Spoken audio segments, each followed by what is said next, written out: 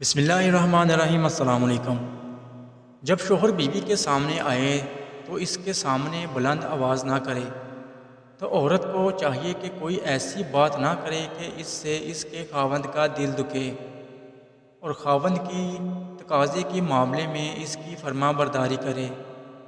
جب خاوند کو محسوس ہو تو اس کے ساتھ کام بٹائے، اس کو انکار نہ کرے، یعنی بہانہ بنا لیتی ہے، یا تھکی ہوئی ہوں، یا نیند آ رہی ہے، یہ مسئلہ یا وہ مسئلہ۔ حدیث میں آتا ہے، جب کسی خاوند نے اپنی بیوی کو اپنی ضرورت کے لیے بلایا اور وہ انکار کر دیتی ہے، اس طرح خاوند نے رات گزاری تو اس کے دل میں غصہ تھا، فرشتے اس عورت پر صبح تک لعنت برساتے رہتے ہیں۔ اس سے اندازہ لگائیں کہ شریعت نے بیوی کو کتنی تعلیم دی ہے کہ تم خاوند کے ساتھ محبت کا معاملہ رکھو۔ حدیث پاک میں آتا ہے، اگر خاوند اپنی بیوی کو اپنی ضرورت کے لیے بلائے، اگر وہ تنور پر روٹی لگا رہی ہے، تب بھی اس کو چاہیے کہ وہی کام چھوڑ کر اپنے خاوند کی ضرورت کو پورا کرے۔ اس لیے شریعت نے حکم دیا کہ عورت نفلی روزہ نہیں رکھ سکتی ہے جب تک کہ خاوند اس کو اجازت نہ دے، اور ایک بات یہ بھی ہے فرمائی ہے کہ ہر وقت نکتہ چینی بھی نہ کرتی رہے۔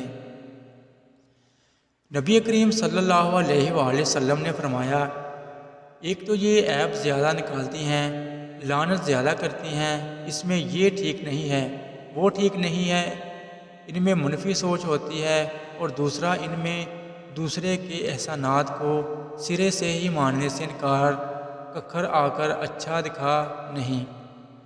تم تو اچھے کرتے ہو لیکن میرے لیے کیا کرتے ہو؟ یہ جو احسان فراموش بنتی ہیں اور یہ جو عیب نکالتی ہیں۔ مثال کے طور پر اگر خاوند ساری زندگی اس کو اچھا رکھے اور کسی موقع پر کسی وجہ سے کوتاہی ہو تو میں نے تو تیرے اور نکتہ چینی کرتی رہیں۔ شریعت نے کہا ان گناہوں کی وجہ سے جہنم میں زیادہ جائیں گی۔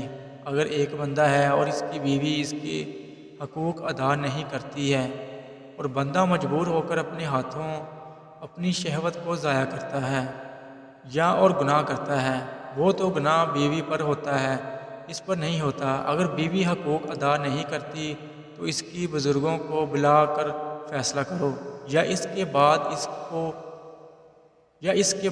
کو چھٹی کر دو۔ جس گھر میں میاں بیوی کا جھگڑا ہو تو اس گھر کے کسی فرد کو چاہیے کہ وہ باوضو حالت میں اس آیت کو 21 روز تک بلا ناغہ 313 مرتبہ پڑھے، اور اول و آخر درود پاک پڑھے، اور پانی پر دم کرے، اور پانی کو کسی طرح میاں بیوی کو بلائے، تو اللہ تبارک تعالیٰ کی مہربانی سے میاں بیوی میں مثالی سلوک و اتفاق قائم ہو جائے گا۔